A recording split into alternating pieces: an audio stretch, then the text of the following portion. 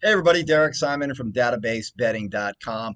And I wanted to talk today about what is probably the biggest story in sports right now, which is the fact that the Boston Celtics have a chance to become the first team ever to come back from a 3-0 deficit in a 7-game series.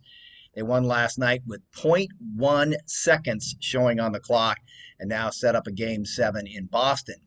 But the real thing I want to talk about is a Facebook friend of mine who was gloating after the game because he bet on the Celtics after they had lost the first 3 games. He bet on them to win the series and he got 5-1 odds. And I told him at the time that it was an awful bet. And he argued with me about this. And it's not as awful as I thought, but it's still awful.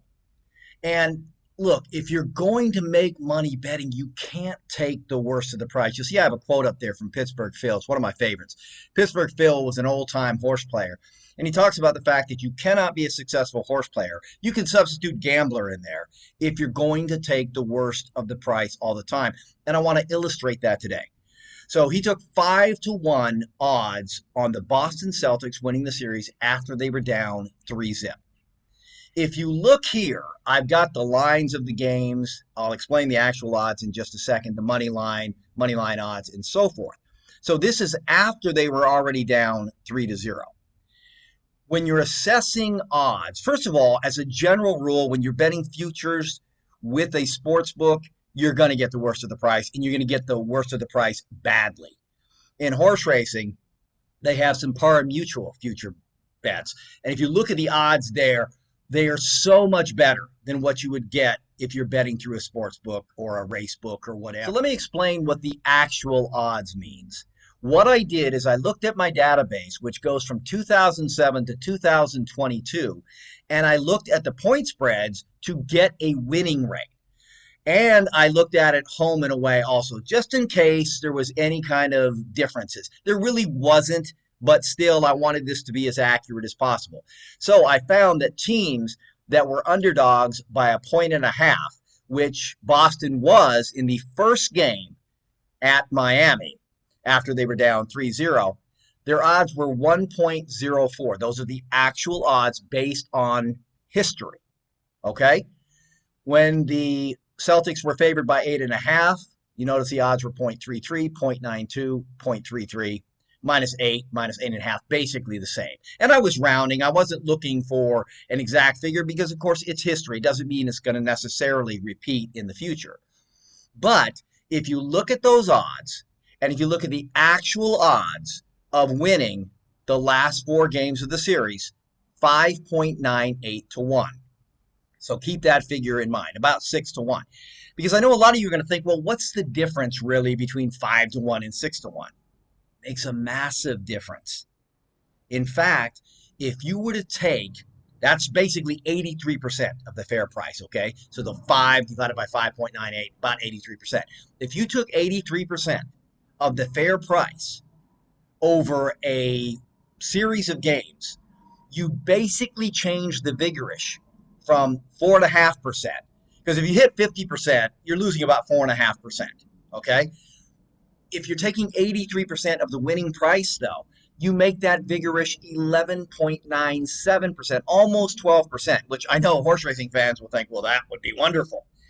But you know how hard it is to win in sports betting with a 4.5% vigorish. How much more difficult do you think it's going to be if you have a 12% vigorish? So taking 5-1 on a proposition that is actually about 6-1 doesn't make a lot of sense. But here's the real kicker.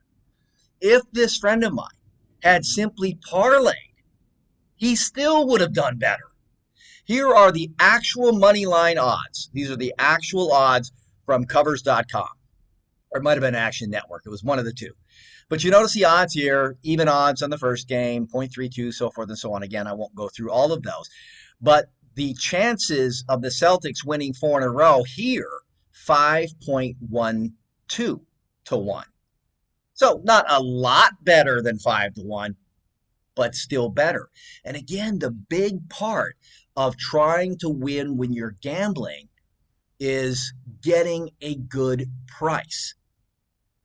So I wanted to point this out because I think it is so important. Now, of course, you're not really going to know what those odds are in the future because as the games are played, it's going to affect the odds in the future. But at least you should have an idea. I mean, at the very least, this friend of mine could have computed the odds, come up with some kind of formula, and he would have known right away that 5 to 1 was not a good price. Anyway, I want to talk a little bit more about this as it relates to the new horse racing reports that I created because I've got some, or I'm going to have some that I'm going to post on the website today. So yesterday I posted a free report from Golden Gate Fields, and I made a promise to you guys earlier. Actually, I have a couple of updates. I made a promise to you guys earlier that I was going to start explaining a little bit more what these reports meant, not only the horse racing reports, but also the sports betting reports as well. And so I want to do a little bit of that today. And I want to start really just by explaining the color codes here. This is the fourth race at Golden Gate, and this was actually a pretty good betting race. Now, what I did is I took a look at all the different, form cycles. I've got speed rating cycles, all kinds of things like that. And I mentioned in a previous video that I looked for the impact values and also the profitability or lack thereof. And in this particular race, you notice there's no dollar sign here. That indicates a positive ROI play. I've said before, that doesn't mean that these are spot plays, but at least it gives you a horse to look at. So there's nothing like that here, but you do have Bandera Azteca, who has got the dark yellow shading. That means that he's got, or she, I'm not really sure, has a positive regression rating. And the thing that I did with the regression ratings that I think is kind of clever, but you can decide, is the negative ratings basically have negative IVs, fairly negative returns. The positive, it's basically a break-even proposition. So I kind of like that going in, just looking at that, like looking at this horse right here, you know that it's basically a break-even proposition. So that's kind of a nice thing to know. But the form cycles are very important too. Not as important as other factors. I do want to stress that because, I've said before the one thing, because I run into this trap, the one thing that I find when you have reports is that those numbers start taking on more significance than they really should. Having a red form cycle, that's a negative form cycle, that's a 0.9 impact value. So yes, they win less than they should, but not a lot less. So you still have to look at all the other factors that you normally would. But I wanted to bring this race to your attention because this is the kind of race that makes for a pretty good bet. And for one reason. Now, normally I would want to see a positive speed rating cycle as well because this horse will lose money, or these kinds of horses will lose money in the long run without that. But there are some other offsetting factors, just like I was telling you. And here you really want to look at the odds. This horse went off at 5 to 1. At 5 to 1 or greater, you've got a positive play. So with those kinds of horses in particular, look for overlays. Overlays are very, very tricky, especially in horse racing, because what you find is that the higher the odds go, it's not like, like these horses that have a positive regression rating win about a third of the time. That does not mean they win a third of the time when they're 20 to 1. They're going to win a whole lot less. And a lot of people have trouble wrapping their heads around that. Trust me, if it were that easy, everybody that, was looking at these ratings would be making a ton of money. It just doesn't work that way. Or anybody who makes fair odds would be making a ton of money. So you got to understand that the winning rate is going to go down, but it doesn't go down enough to wipe out the profits.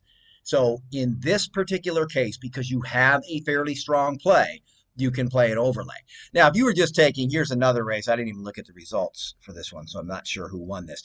But here we have the 3 contenders. If you were to look for a big overlay, let's say Mr. Cromwell went off at 20 to 1. This is not necessarily a good overlay because it's not really a strong horse.